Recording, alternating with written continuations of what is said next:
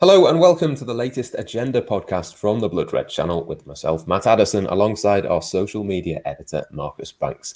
Liverpool, Jurgen Klopp and Michael Edwards have plenty to think about heading into the summer, not least about the centre of defence. That's what we're going to have a chat about on this episode of the show, looking back at the weekend's game against Southampton in terms of the defence and ahead to the summer transfer window in terms of central defence as well. I think the obvious place, though, to start really, Marcus, is just to point out really that this has been a remarkable season in terms of injuries and a particularly remarkable season in terms of centre-backs as well. It's been so strange, and surely and hopefully we won't ever see anything quite like this ever again.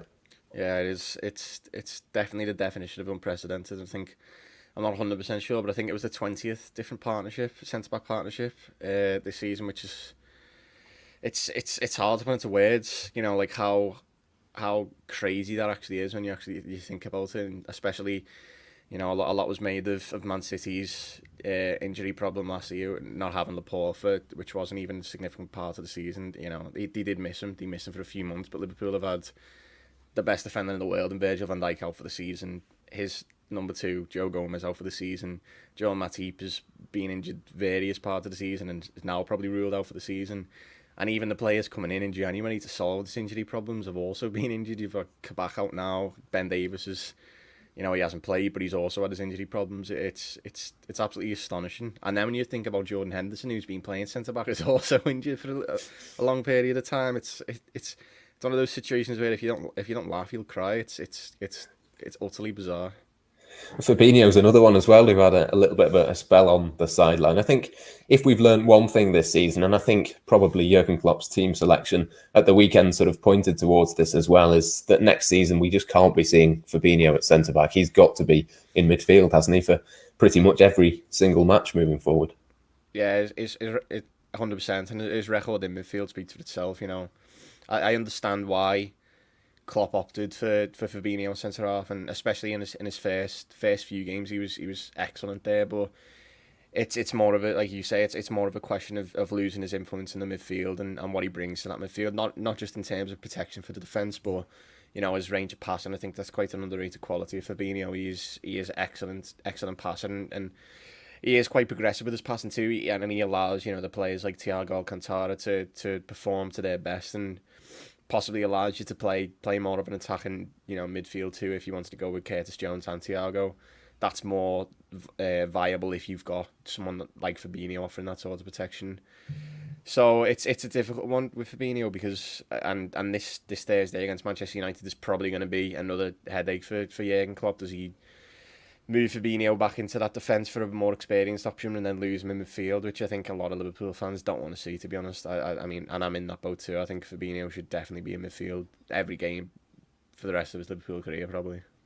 Yeah, definitely. I mean, let's have a quick chat about obviously Reece Williams and Nat Phillips. They were the two that were trusted against Southampton. Obviously, as you say, it's a slightly different game against Manchester United for those two. So we'll see what Jurgen Klopp does with them. But just in terms of Southampton, I know that it comes with the caveat of there being no Danny Ings. Maybe Southampton are not in the best form at the moment. But what did you make of Williams and Phillips at centre back?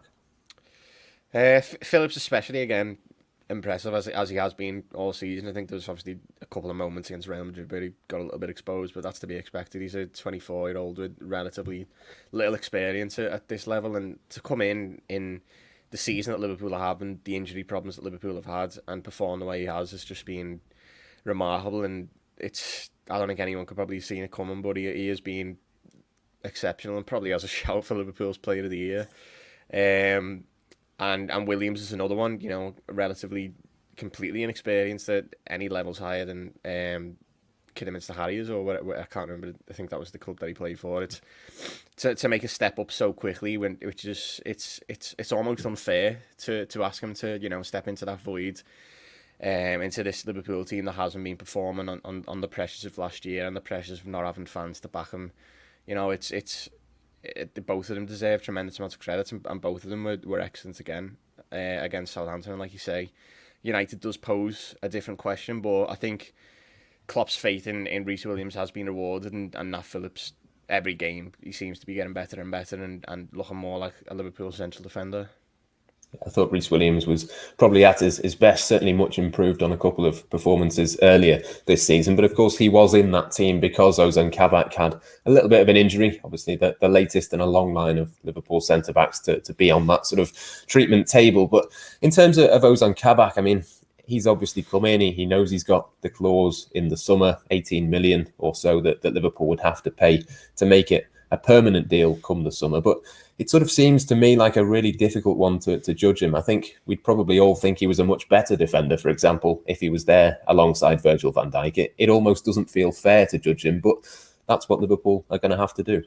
Yeah, that is the nail on the head. You think, again, another completely relatively unknown defender to some. You know, people forget how young he is. He's coming from a Schalke team who've, vastly underperformed in the Bundesliga. One of the worst defences in the league, and to come into this Liverpool team as a deadline day sign, bit of a risk.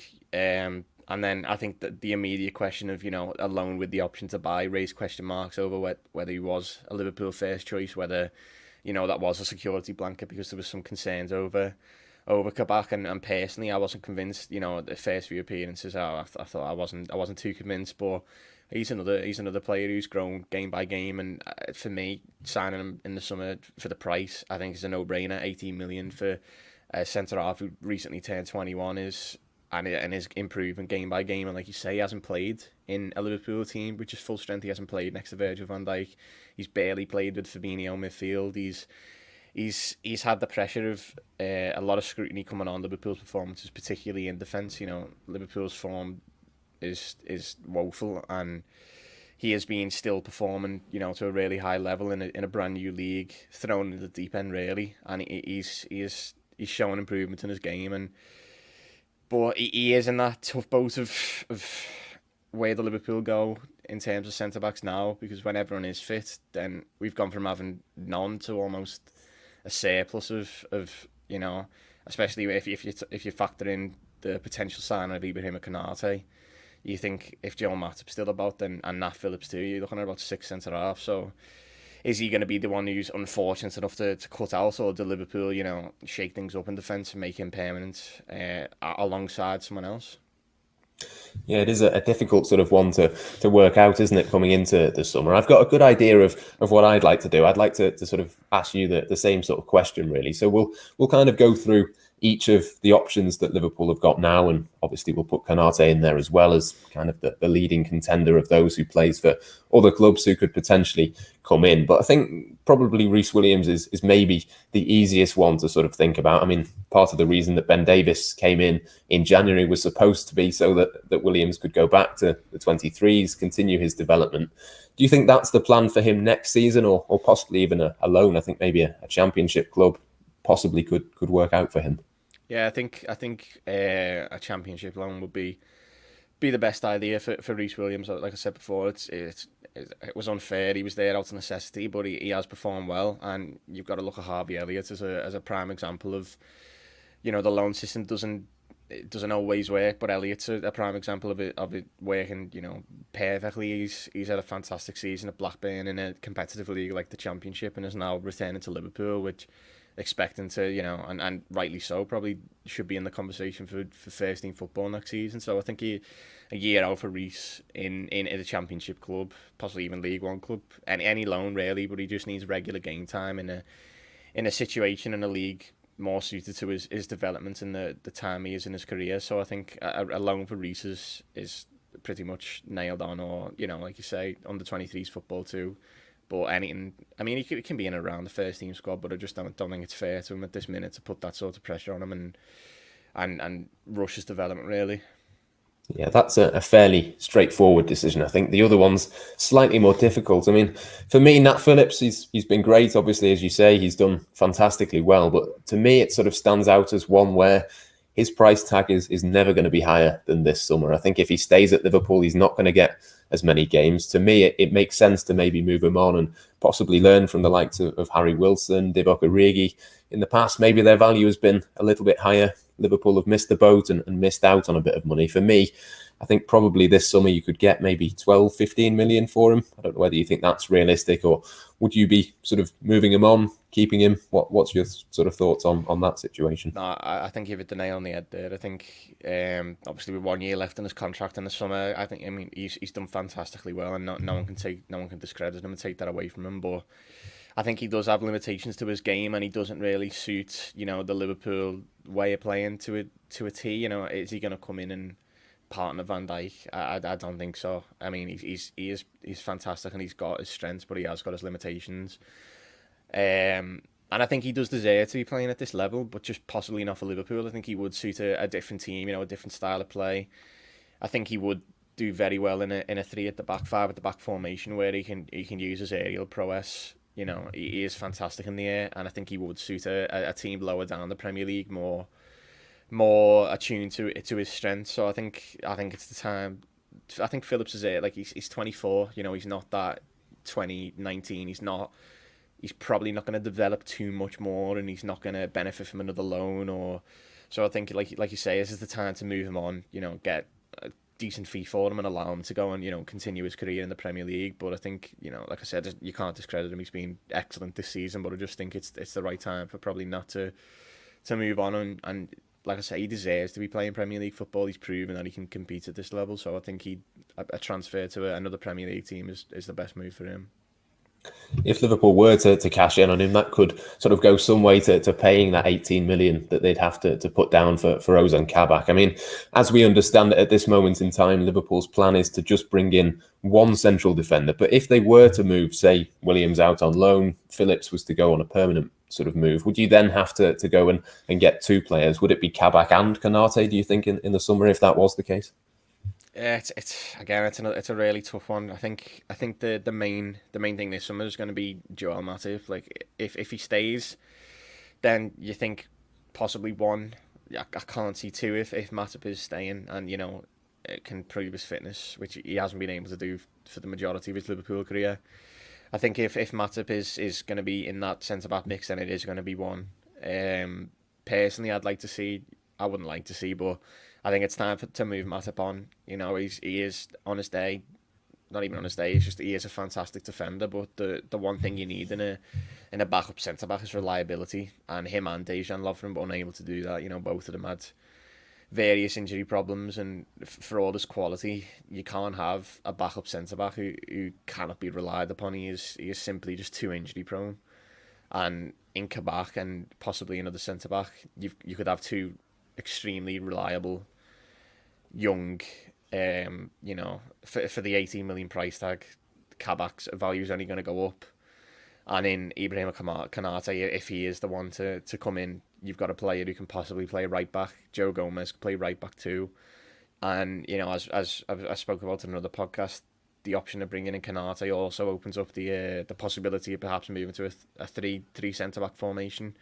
You've got two pacey centre backs in Gomez and Konate. You could flank Van Dijk and move into a different style system similar to the one that Thomas Tuchel's used at Chelsea to great effect, and that could go some way to solving Liverpool's issue of failing to break down that low block, which we've has cost them this season. Yeah, definitely. Certainly plenty to think about. You mentioned Virgil van Dijk there as well. I'm just going to finish with a quick word on him as well. I think we're all desperate to see him back, and obviously all of the other players as well. But I think Van Dijk in particular for me is the one that you just can't wait to see him back on a pitch again. It's counting down the days, and it's keeping your fingers crossed that, for whatever reason, obviously I want to see him, prosper at European level and international level. But I hope he doesn't go to the Euros and he can just get a full summer of, rehabilitation, getting that match sharpness back and ready to hit the ground next season. You've only got to look at Ruben Diaz to see what a centre-back of that calibre. I think Van Dijk is another level, but he also brings, Van Dijk next to Gomez. Gomez looks 10 times the player.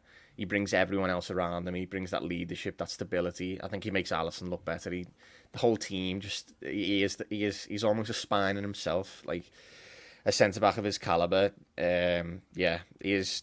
I think he's Liverpool's most important player, and getting him back will go a long way to seeing Liverpool hopefully return to the right end of the table. Yeah, absolutely. Like a new signing, you could almost say, with Virgil van Dijk and one or two other of those players who are out missing at the moment with injuries. But of course, still 4 more games for Liverpool to play before they make all of those transfer decisions. But it could be a fascinating summer. Fingers crossed they can get 1 or 2 players in, move 1 or 2 out too, and refresh and go again for next season. But in the meantime, make sure, of course, to like and subscribe. Leave us a review as well if you're listening to the show as a podcast. And of course, you can leave your thoughts in the YouTube comments on what Jurgen Klopp and Michael Edwards should be doing with the centre-backs and everybody else this summer. For now, though, from myself, Matt Addison, and from Marcus Banks, that's all we've got time for on the latest Agenda podcast. Goodbye for now.